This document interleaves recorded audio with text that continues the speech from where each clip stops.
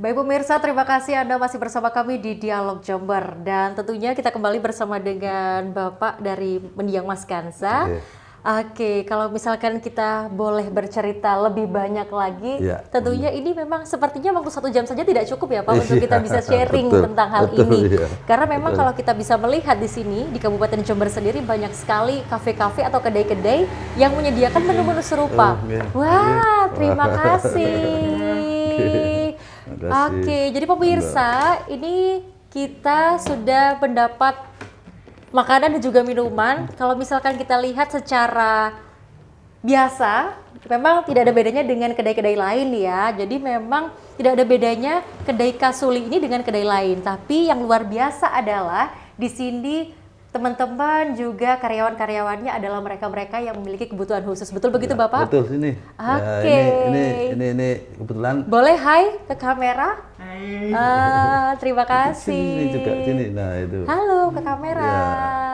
Oke, jadi ini teman-teman di mana mereka memiliki kebutuhan khusus, namun semangatnya tidak akan pernah Betul, pudar ya. ya. Seperti semangat yang diberikan Mas Kansa, betul Betul, begitu ya. ya. Saya boleh izin untuk mencicipi Bapak? Monggo, mari. Wah, ini tampaknya kalau panas-panas kayak gini cocok sekali kita minum es ya. Bismillahirrahmanirrahim. Jadi ini mereka berdua ini Mbak. Jadi dia itu teman-temannya Kansa, yang memang ini salah satu teman-teman pendiri. Jadi begitu Kansa ada tempat ini, wadah ini sudah siap. Dulunya awalnya ada 6 orang. 6 orang ini termasuk Kansa 6 orang, termasuk si ini Mbak Dina, ini Mas Haidar. Mereka adalah awal dari pendirian ini. Ada 6 orang, ada Haidar, ada Kansa, ada Winda, ada Zain.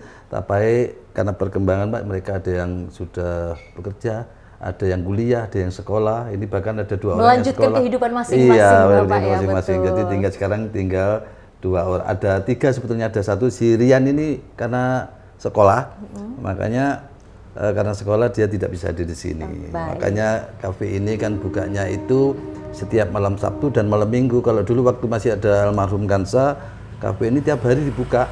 Karena ada Kansa, dia semangat sekali membuka, dia mendadak gitu. Tapi karena Kansa sudah meninggal, akhirnya mereka bertiga kan masih ada tanggungan sekolah, jadi tidak bisa buka tiap hari.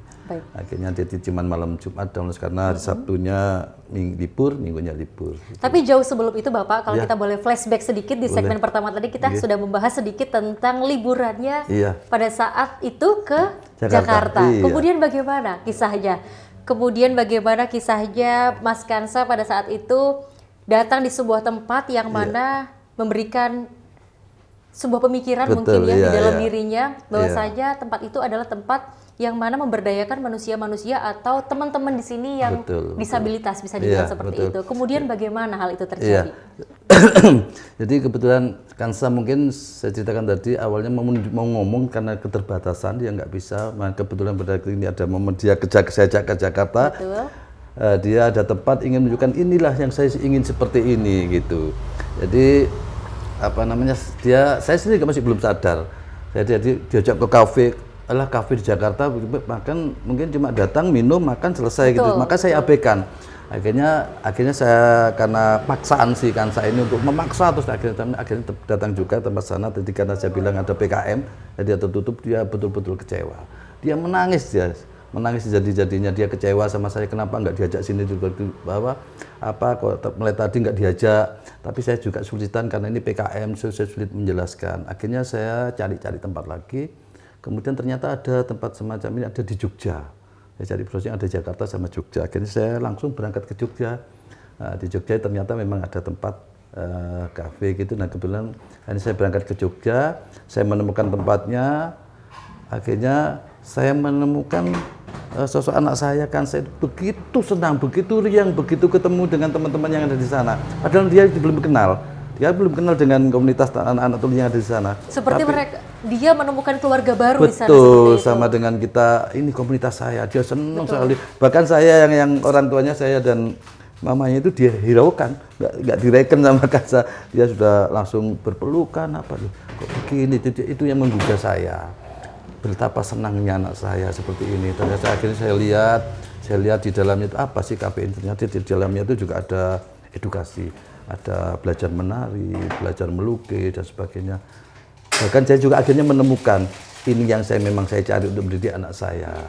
Dari situlah saya rembukan dengan istri saya, bagaimana kalau kita buatkan kafe Kansa ini, dan memang itu kayaknya ini memang permintaannya dia, cuman kita nggak bisa menjelaskan. Akhirnya begitu pulang, tentunya saya masih konsultasi dulu dengan guru-guru yang ada di tempat sekolah Kansa. Saya konsultasi dengan gurunya, dengan kepala sekolahnya. Alhamdulillah semua direspon dengan baik, bahkan mendukung semua. Jadi saya bilang akhirnya ke Kansa, begitu dapat dukungan di sekolahan, dari relasi saya, mendukung sekali untuk dibuatkan tempat ini, baru saya bilang ke Musa, saya akan buat tempat seperti yang ada di Jogja. Begitu senang sekali. Jadi ini memang tujuan saya. Akhirnya berdirilah tempat ini pada tanggal sekitar bulan April tahun 2021. Tempat ini berdiri dengan dihadiri oleh tokoh masyarakat sini, dengan kepala lurah sini, dengan kepala sekolah, guru-guru semuanya hadir sini ramai. Jadi sudah saya usahakan bahwa tempat ini biar terkenal gitu, maksud saya gitu, biar bermanfaat. Akhirnya berdiri dengan 6 orang tadi. Itu namun bagaimana kira-kira respon masyarakat sekitar melihat adanya kedai susu tuli ini? Betul. Kemudian responnya bagaimana sih Pak? Kan biasanya ada yang pro, ada yang kontra. Betul. Nih. Tapi apakah kebanyakan lebih pro atau bagaimana kira-kira? Sangat pro sekali. Ya ini saya kembali tadi bilang masa kecilnya Kansa, dia adalah anak yang energik, anak yang penuh semangat, anak yang tidak pilih-pilih teman, ya sangat bagus. Jadi selama dia ini tidak pernah dibully di kampus ini. Dia tidak pernah dibully, bahkan mendukung. Begitu saya tempatkan ini, bahkan akhirnya semuanya sangat setuju. Semua orang-orang sini sangat setuju. Betul Pak, cepat buatkan seperti ini, kan saya itu cocok seperti ini. Akhirnya banyak mendukung. Jadi sebetulnya kalau lingkungan tidak ada masalah, sangat mendukung sekali. Alhamdulillah. Sangat mendukung sekali. Iya. Berarti kalau memang banyak sekali masyarakat yang mendukung, tentunya banyak sekali ya tetangga-tetangganya sudah mampir ke sini. Betul. Bagaimana mereka kira-kira untuk proses pemesanannya Pak? Iya, apakah ada kesusahan di awal-awal atau seperti apa kira-kira? Iya, kalau proses pemesanan dulu awalnya memang saya pernah buatkan sini ada saya siapkan komputer dulu. Ada komputer, jadi saya buat program, memang dulu tinggal ada pembeli, tinggal ngeklik aja berapa jumlahnya, nanti di print out-nya sudah keluar. Tapi mereka nggak mau, mereka nggak suka. Akhirnya mereka lebih suka menyodorkan satu kertas suruh nulis untuk bagi mereka yang memang belum pernah kesini. Tapi sebetulnya mereka sudah belajar dari mimik. Dari mimik dia juga belajar, dari mimik dia, dia tahu, pesan ini dia tahu, cuman menjelaskan aja. Tapi lebih jelasnya dia menyodorkan kertas, dia menulis. Dari menulis itulah, jadi cara pemesannya seperti itu di sini. Jadi enggak, bagi orang yang sehat pun, maksudnya orang normal, tidak kesulitan sebetulnya di sini. Bahkan mereka ini siap untuk mengajarkan bahasa isyarat sama kami. Dia siap-siap. Kalau ini apa tanya-tanya, dia siap. Tapi memang kalau boleh saya lihat di sini, di dinding-dinding juga sudah banyak ya tempelan-tempelan dari sistem isyarat bahasa. Betul, iya. Jadi ada mulai dari A, B, C, D, jadi semua alfabet A sampai dengan Z. Jadi ini juga memudahkan kami, para teman-teman normal untuk bisa berkomunikasi dengan mereka-mereka yang ada di belakang ya. Betul, kalau masih bicara bahasa isyarat, sebetulnya perkataan dia itu punya kode, punya isyarat yang menyebutkan satu suku kata gitu. Kayak gini makan, berarti ini kan makan. Tapi kalau kita berkenalan dengan nama orang, berarti kan kita kan nggak bisa melafalkan. Akhirnya ini ada bahasa isyarat yang berdasarkan huruf-huruf. Ini digunakan untuk bisa kenalan, bahasa yang lebih sulit lagi. Dia menggunakan huruf-huruf ini untuk berkenalan. Dia sering mengenalkan diri sama siapa yang sini mau belajar, mengenalkan diri namanya, dia menggunakan bahasa-bahasa pakai alfabet ini. Betul. Baik Pak, tapi memang kebanyakan masyarakat juga mungkin mengetahuinya kedai susu tuli ini hanya diperuntukkan untuk mereka-mereka yang disabilitas.